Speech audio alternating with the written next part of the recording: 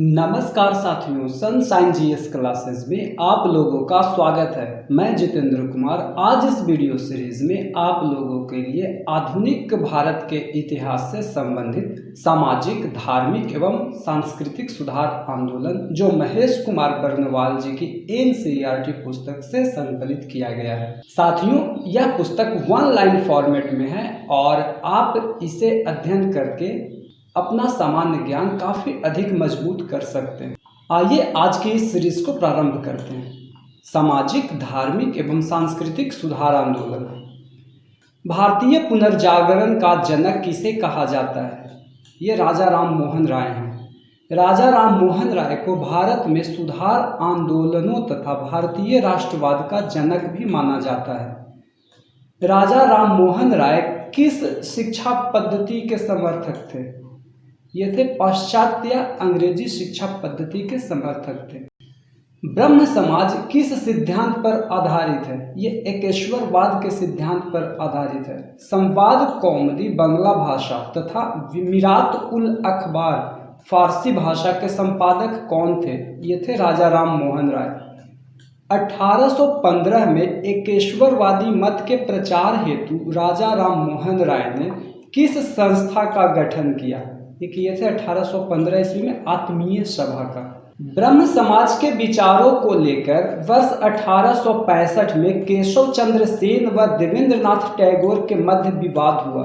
परिणाम स्वरूप केशव चंद्र सेन मूल ब्रह्म समाज से अलग हो गए और वर्ष 1866 में आदि ब्रह्म समाज की स्थापना की। यही बाद में भारतीय ब्रह्म समाज कहलाया। राजा राम मोहन राय को राजा की उपाधि किसने प्रदान की थी? ये मुगल बादशाह अकबर द्वितीय के द्वारा प्रदान की गई थी। राजा राम मोहन राय की समाधि कहाँ स्थित है? ब्रिस्टल, इंग्लैंड में स्थित। 1872 में नेटिव मैरिज अधिनियम को पारित करवाने में किसने महत्वपूर्ण भूमिका निभाई थी? ये थे केशव चंद्र सेन।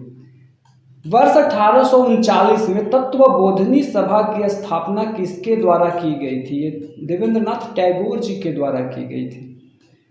1875 में आर्य समाज की स्थापना किसके द्वारा की गई थी? स्वामी दयानंद सरस्वती के द्वारा की गई थी। वेदों के पुनरुत्थान का श्रेय स्वामी दयानंद सरस्वती को दिया जाता है तथा उन्होंने वेदों की ओर लौटो का नारा दिया था।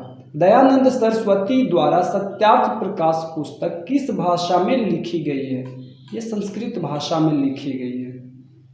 स्वतंत्रता के पश्चात मौलाना आजाद भारत के पहले शिक्षा मंत्री बने तथा विश्वविद्यालय अनुदान आयोग की स्थापना की। अर्थात विश्वविद्यालय अनुदान आयोग यूजीसी की स्थापना मौलाना आजाद के द्वारा की गई थी। किस समाज सुधारक को भारत का मार्टिन लूथर किंग कहा जाता है? ये दयानंद सरस्वती जी को कहा जाता है। वह व्यक्ति जिसने सर्वप्रथम स्वराज शब्द का प्रयोग किया और हिंदी को राष्ट्रभाषा माना, ये थे स्वामी दयानंद सरस्वती। किस बंगाली नेता ने सती प्रथा का समर्थन किया था? ये राधाकांत देव थे।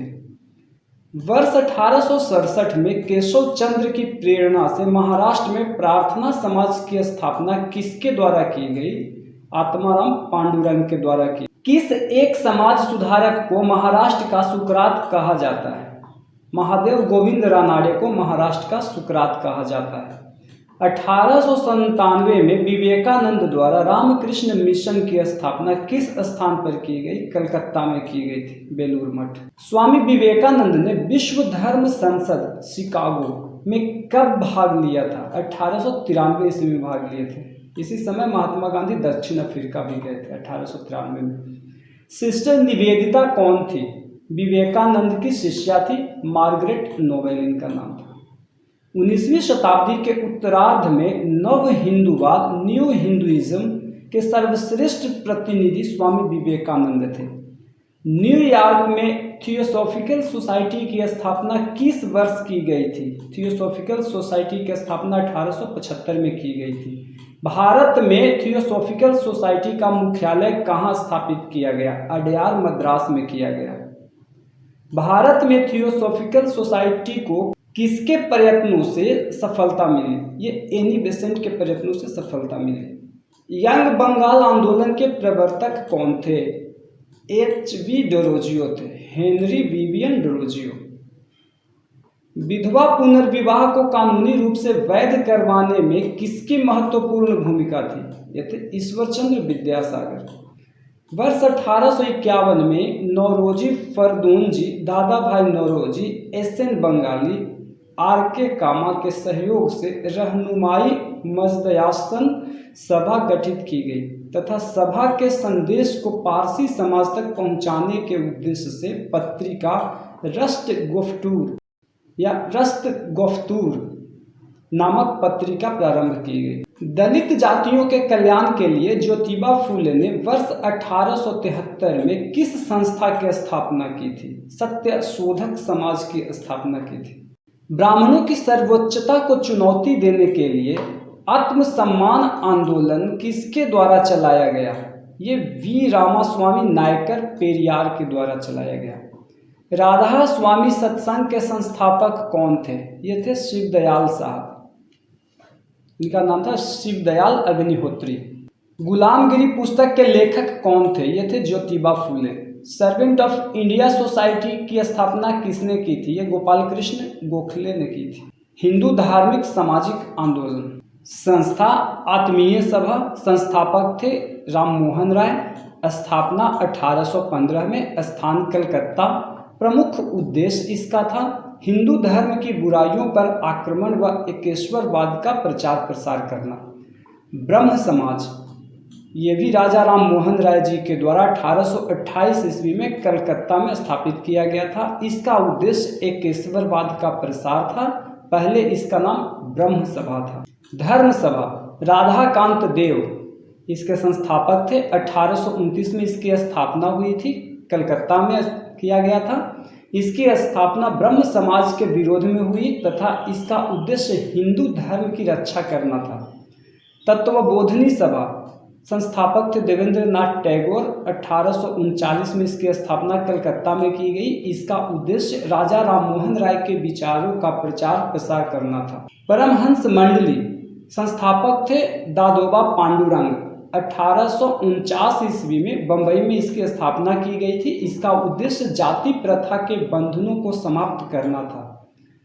भारतीय ब्रह्म समाज संस्थापक थे केशव चंद्र सेन। 1866 ईस्वी में कलकत्ता में स्थापना की गई थी। ब्रह्म समाज से अलग होकर केशव चंद्र सेन ने नई संस्था स्थापित की।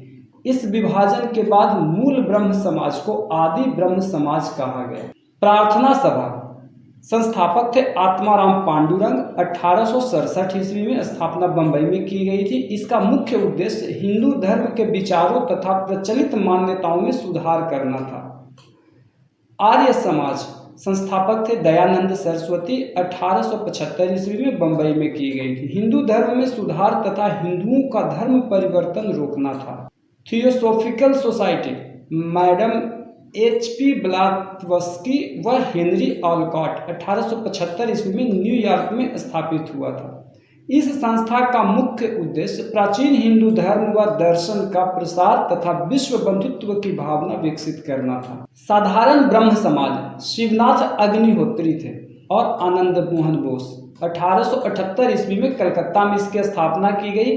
ब्रह्म समाज में द्वितीय विभाजन, समाज की व्यवस्था तथा समाज सुधार के प्रश्न पर केशव चंद्र सेन के युवा अनुयायियों के एक वर्ग ने उन्हें छोड़ दिया।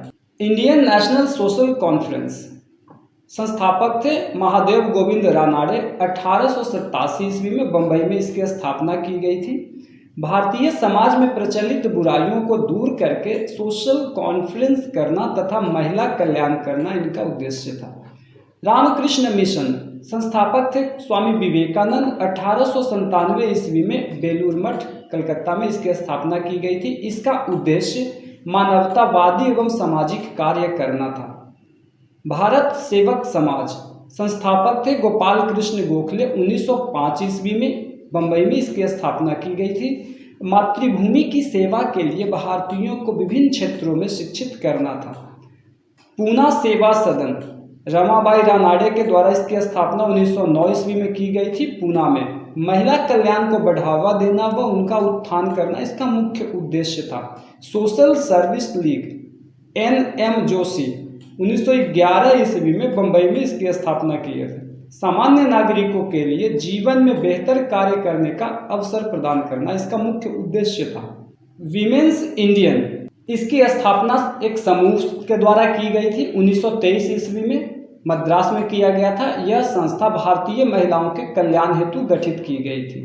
रहनुमाई मजदे आसन दादा भाई नौरोजी फरदूंजी और एच.एस. बंगाली के द्वारा की गई थी। 1851 ईस्वी में बम्बई में। इसका उद्देश्य पारसी या जरथुस्ट्र धर्म में सुधार करना था। सभी पारसी महिलाओं में आधुनिक चेतना का प्रसार करना था। महाराजा खेतड़ी के सुझाव पर नरेंद्र नाथ दत्त का नाम परिवर्तित कर स्वामी विवेकानंद रख दिया गया। सिख धर्म में सुधार के लिए नामधारी आंदोलन किसके द्वारा चलाया गया? ये गुरु राम सिंह कूका के द्वारा चलाया गया। महाराष्ट्र के किस सुधारक को लोकहितवादी की संज्ञा प्रदान की गई? ये गोपाल हरि देशमुख थे। वर्ष 1910 इलाहाबाद में भारत स्त्री महामंडल की स्थापना किसके द्वारा की गई? ये थी सरला देवी चौधरानी। महिलाओं के उत्थान के लिए आर्य महिला समाज की स्थापना किसके द्वारा की गई? ये पंडित रमाबाई सरस्वती के द्वारा की गई थी। हाली पद्धति किससे संबंधित थी? ये बंधुआ मजदूरी से संबंधित थी। बहुजन समाज के संस्थापक कौन थे? ये थे मुकुंदराव पाटिल। पश्चिम भारत के प्रमुख समाज सुधारक D.K. कर्वे ने किस क्षेत्र में महत्वपूर्ण योगदान दिया था? ये महिला शिक्षा एवं विधवा पुनर्विवाह के क्षेत्र में अपना महत्वपूर्ण योगदान दिया था।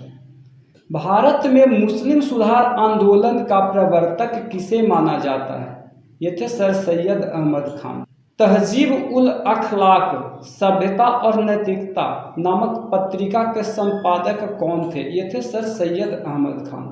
सर सैयद अहमद खान तथा बनारस के राजा शिव प्रसाद सिंह, जिन्हें सितारे हिंद भी कहा जाता है, ने कांग्रेस की स्थापना के विरोध में यूनाइटेड इंडियन पैट्रियोटिक एसोसिएशन की स्थापना की थी। भारत में मुस्लिम सुधार आंदोलन, अलीगढ़ आंदोलन संस्थापक थे सर सैयद अहमद खान। स्थान था अलीगढ़। विशेषता इसकी थी यह अंग्रेजी शिक्षा एवं ब्रिटिश सरकार के पक्ष में सबसे प्रभावी आंदोलन था।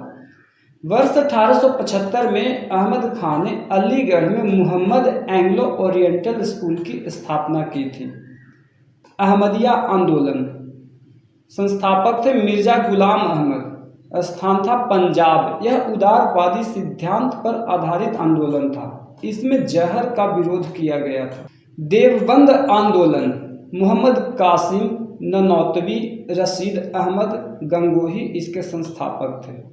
देवबंद सहारनपुर में उत्तर प्रदेश में इसकी स्थापना की गई थी। इसका मुख्य उद्देश्य कुरान की शिक्षाओं का प्रसार करना तथा अंग्रेजों का विरोध करना था। वहाबी आंदोलन सैयद अहमद खान एवं राय बरेलवी के द्वारा किया गया था। स्थान था पटना। यह मुख्यतः सांप्रदायिक मुस्लिम सुधारवादी आंदोलन था। अंग्रेजों द्वारा निर्मित सामाजिक सुधार के कानून व अधिनियम, नवजात कन्या हत्या कानून यह सर जॉन शोर के द्वारा बनाया गया 1795 ईस्वी में। इस कानून के द्वारा कन्याओं की हत्या पर रोक लगाई गई। बाल हत्या निरोधक कानून यह लॉर्ड वेलेस्ली के द्वारा लाया गया 1804 ईस्वी में। इस कानून के द्वारा नवजात शिशुओं को मारने पर रोक लगाई गई।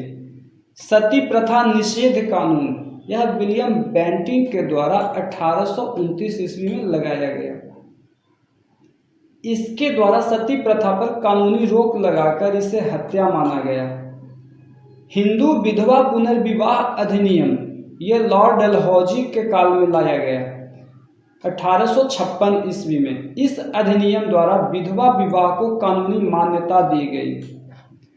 संपत्ति आयु अधिनियम ये लैंसडाउन के द्वारा लाया गया 1891 ईस्वी में। उद्देश्य इसका था 12 वर्ष से कम आयु के बालकों के विवाह पर रोक लगाई गई। शारदा एक्ट लॉर्ड इरविन के काल में लाया गया 1929 में। इस एक्ट के द्वारा बालकों एवं बालिकाओं के लिए विवाह की न्यूनतम आयु 18 तथा 14 वर्ष क्रमशः किया गया। हिंदू महिला संपत्ति अधिनियम लॉर्ड ऑकलैंड के काल में ये नियम लागू हुआ। 1937 ईस्वी में लागू किया गया था इसे। इसमें हिंदू महिलाओं को संपत्ति का अधिकार प्रदान किया गया। दास प्रथा का अंत किया गया। लॉर्ड एलन बरो के काल में 1943 ईस्वी में दास प्रथा का अंत किया गया। 1833 के चार्टर अधिनियम द्वारा दास प्रथा प्रतिबंधित किया गया था। 1833 के चार्टर अधिनियम द्वारा दास प्रथा को प्रतिबंधित किया गया था। भारतीय राष्ट्रीय कांग्रेस के इलाहाबाद अधिवेशन 1888 में जॉर्ज यूले एकमात्र ब्रिटिश को अध्यक्ष के रूप में चुना गया था। साथियों, आज की इस वीडियो सीरीज को यहीं पे समाप्त करते हैं। वीडियो देखने के लिए धन्यवाद। वीडियो यदि अच्छा लगा हो तो वीडियो को लाइक, शेयर और सब्सक्राइब करना न भूलें। मिलते हैं अगले वीडियो में, तब तक के लिए धन्यवाद।